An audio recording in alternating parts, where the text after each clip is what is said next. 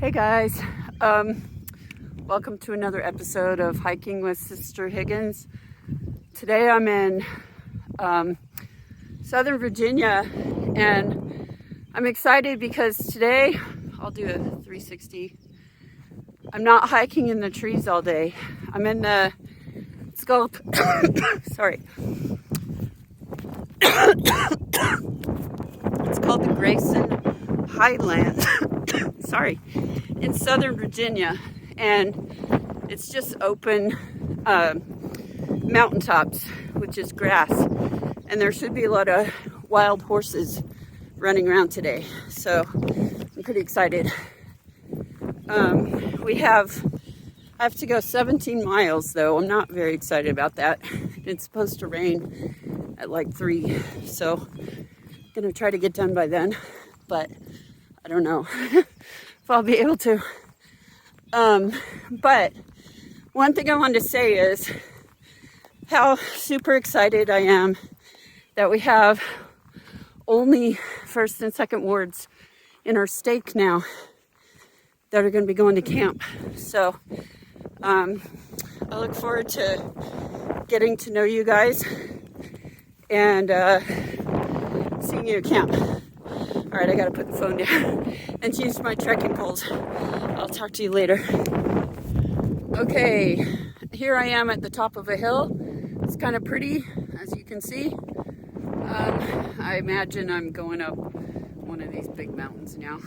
But here's the little marker. I'm on the Appalachian Trail. You can see there's one. Maybe you can't see it, but there's one further down there. But anyway, I just wanted to tell you something that happened on the way to this hike. Like, I'm never really sure if I should go hiking or not. Like, I've decided I'll just follow the spirit, and because I'm trying to hike the whole Appalachian Trail.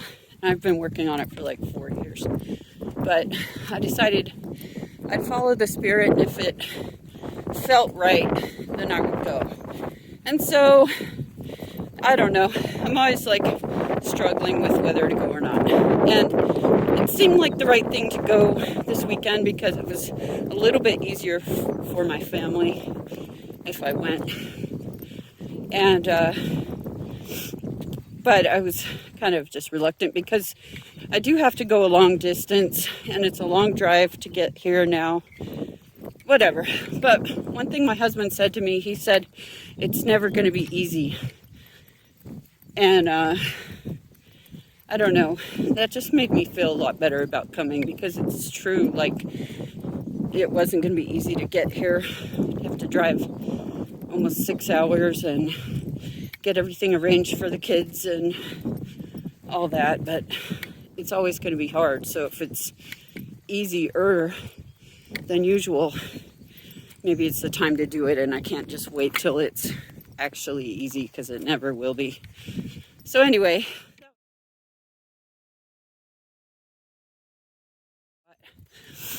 the other thing I wanted to talk to you about is I was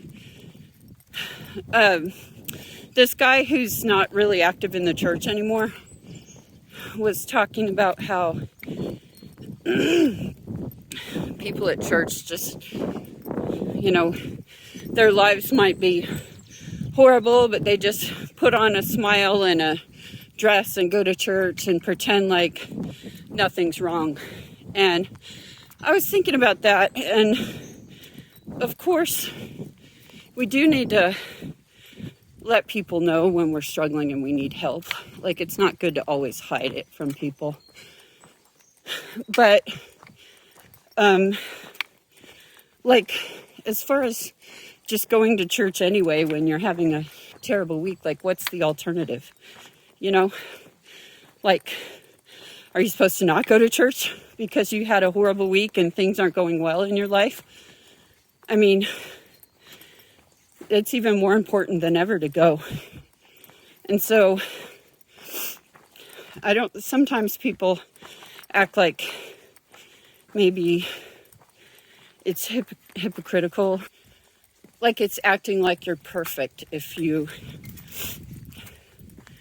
come to church, even though you're not perfect in, the rest of the week. But it's absolutely not. Like, that's the whole point of church, is to get that reminder of what you're supposed to be doing, to get support with the things that you're struggling with. And anyway, that wasn't very eloquent, but that's something I was thinking about. All right, I'll talk to you later. You see, we're going through some woods here. And then I guess, and when we get to the top of that mountain, we'll be going into some more open area. All right. Wow, isn't this pretty? So pretty. I was hiking here just last month, and it was all snow. It was like 8 to 10 inches of snow.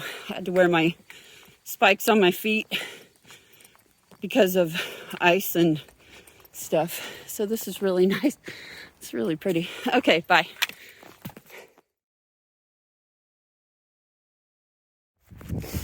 Hey guys, still in the woods here. I was just wanted to tell you about the entertainment for the day. I prepared some entertainment because sometimes it gets monotonous hiking for 7 or 8 hours. So I used to not do that because I was always so worried about my battery on my phone running out. But now I carry an extra battery. So I have a audiobook to listen to, and I have a bunch of podcasts. Some about I like true crime, and then also a bunch of music podcasts that I love. And so they're about music and like the history of music. Then I downloaded all these things in case there's no cell coverage, but the shuttle guy told me there is. So, but I'll still probably just turn on airplane mode and use the download. I also have about 2 hours of different versions of a song called Watermelon Man, because I have to play it this weekend in a talent show with, it's like a blues number, and I'm playing with 2 guys that are really good at that kind of thing. So, and we're all taking turns during solos. So, and we're just kind of improvising. But I'm not like actually good enough to improvise on my solo. So I need to figure out what I'm doing. And I've been trying for a couple of weeks, but the problem is that there's so many options, but I have to kind of narrow it down to what I actually am going to do and then practice that and make it sound like I'm improvising. But I don't know. That just kind of reminds me, it's just a first world problem, I'd say, in general, that we have so many options. It's hard to decide what to actually focus on. Anyway,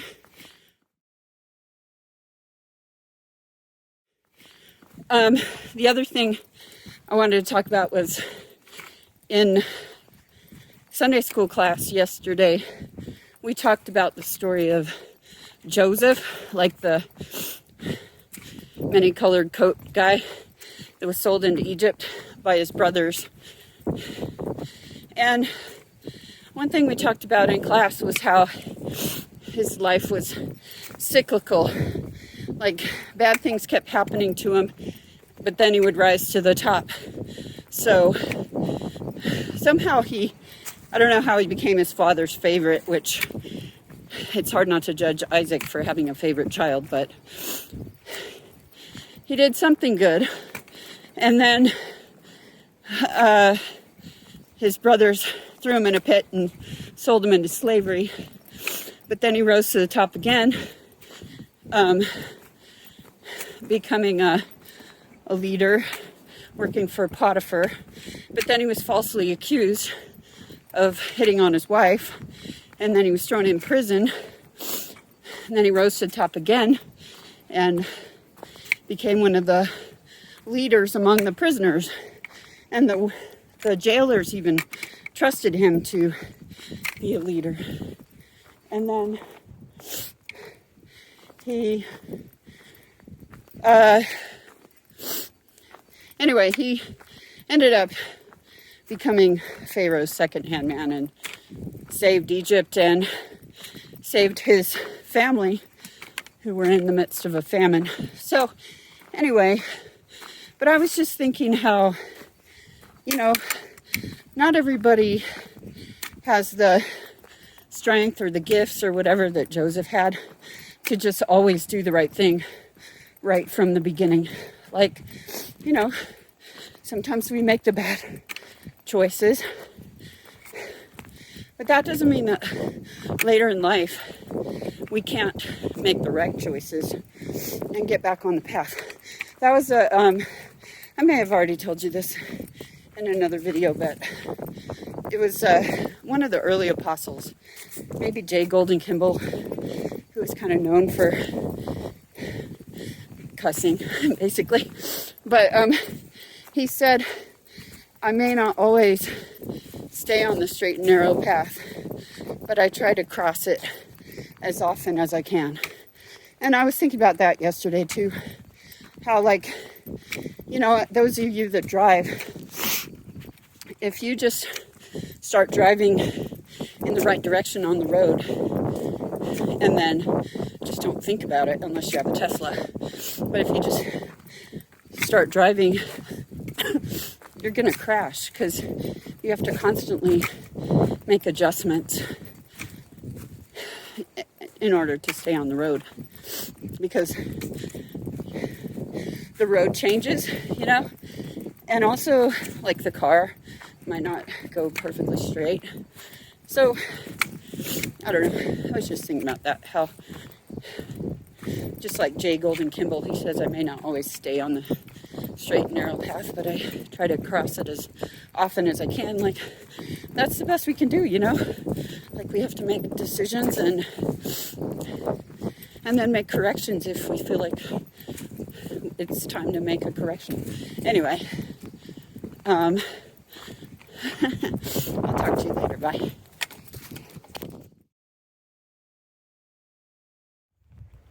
Hey guys, I wanted to show you this because it's super pretty.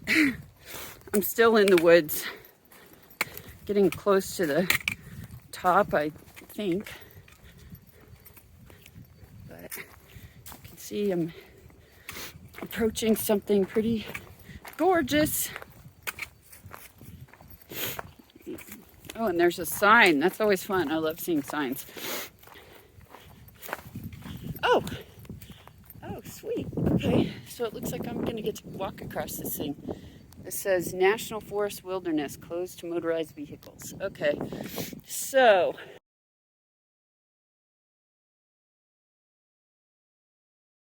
post with a white thing on it. If it goes this way, there will be a post with a white thing on it. Huh, I don't see either one. All right, I guess the only option kind of looks like paths go both directions. I have an app I could use, but it looks like I see it across that little valley, so I'm going to go this way. Actually, another thing that I wanted to tell you is, well, you can tell it's windy.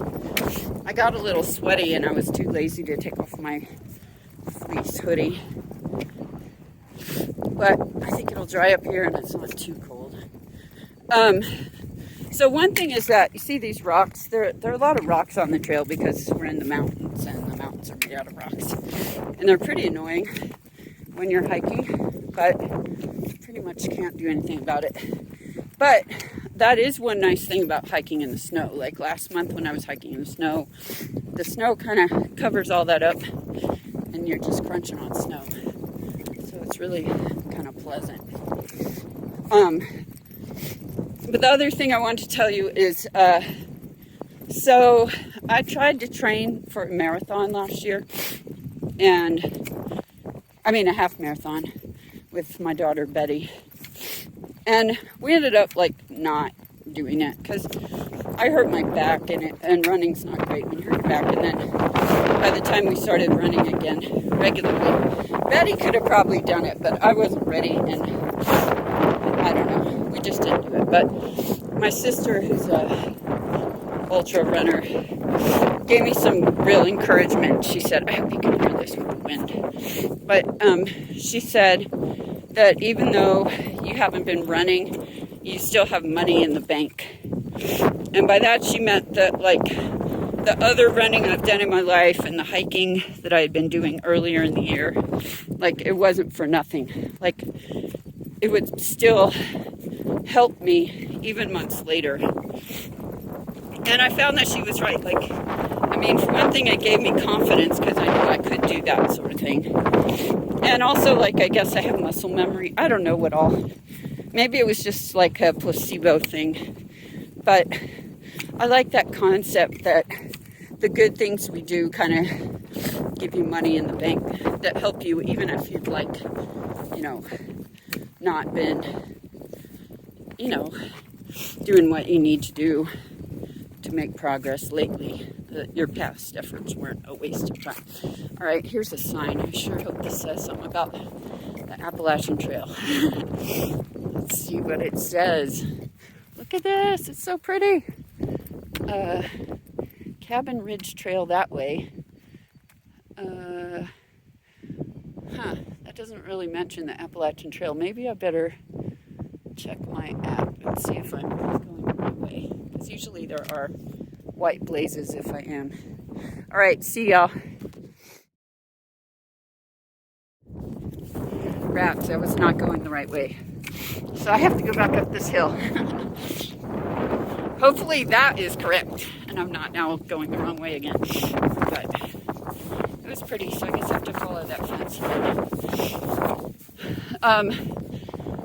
The other thing I wanted to talk about was about failure. I may have told you this already too, but one time in state conference, President Baxter, and those of you that don't know President Baxter who are new to our stake, you're going to love him. He's great, and he loves the youth and the board in the stake.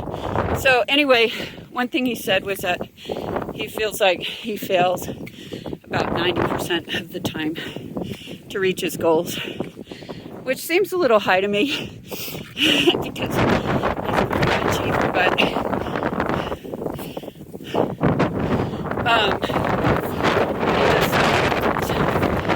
but he said that just trying to reach them always makes a lot of progress.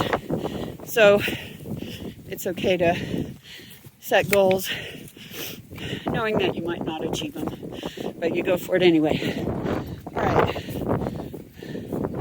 I gotta hang up so I can use my pulse and breathe better. Okay, bye. Hey, I just wanted to show you where I am right now. So this is a little different. It's pretty. It's not as windy as it was before, and there's the rain that's coming. I have like 2 more hours before it's supposed to rain, but I wanted to show you what's right.